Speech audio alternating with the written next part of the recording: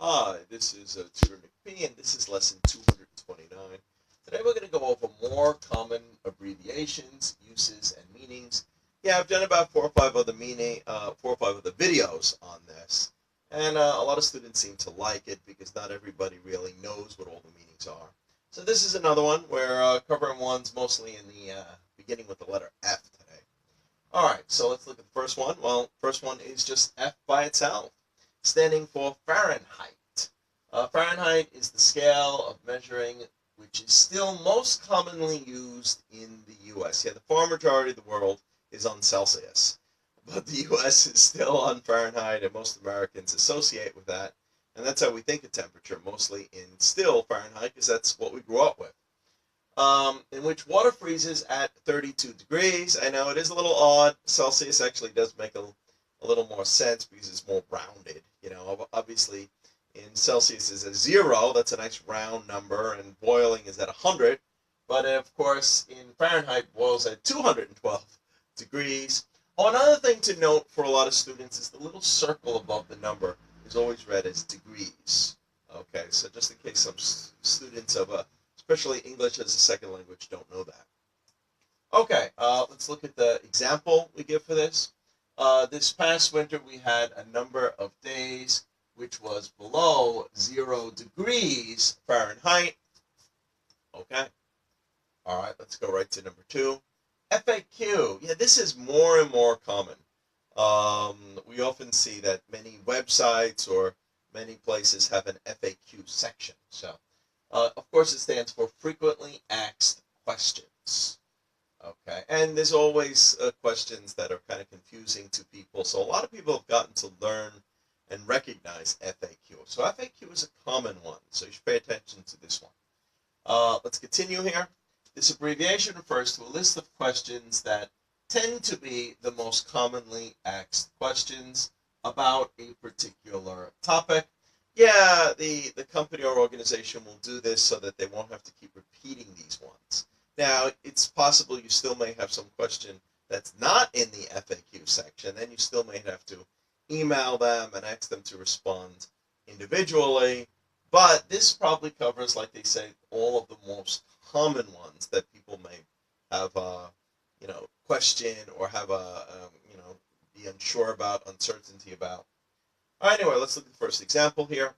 If you are unsure whether or not to join that website, you should check out their FAQ section. So their frequently asked questions section. Okay, good. Let's look at the next one. FBI. This is probably the most common one. Everybody should know FBI. Um, Most Americans, of course, know that it stands for Federal Bureau of Investigation. I'm not sure if it's English as your second language. You've probably heard FBI, but not everybody knows that it stands for that.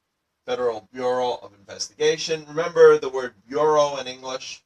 We got it from French originally. So any words that have an EAU ending always have that O sound to it.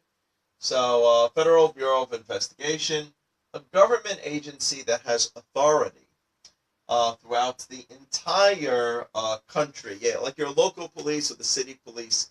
They have jurisdictions. They have areas that they can't go beyond. They go beyond that. They don't have their authority anymore. But the FBI has the authority throughout the entire country. Okay, so the entire country. And investigates crimes which break national laws. Okay. Let's look at the example here. You could say, well, the FBI is investigating that company. That would be a good example for that. All right, let's look at the next one here. The FDIC. Okay, a lot of people have probably seen this because, of course, this is in banks.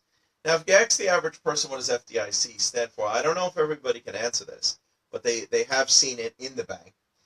It stands for the Federal Deposit Insurance Corp. Okay, so what is this? A government agency that claims it will back any bank, accounts in a bank up to a certain amount of money in case a particular bank will fail. It was originally established to try to avoid bank runs. Yeah, like, before the Depression happened when a lot of banks failed. Um, okay.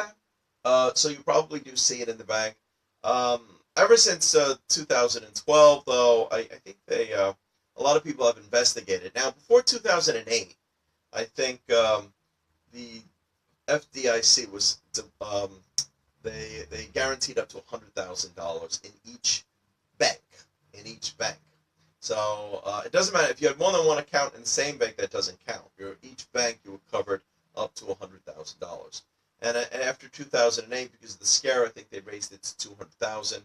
But like I said later on, after 2008, after they raised it, and a lot of people did investigations of it, a lot of them realized there's not really all that much money in this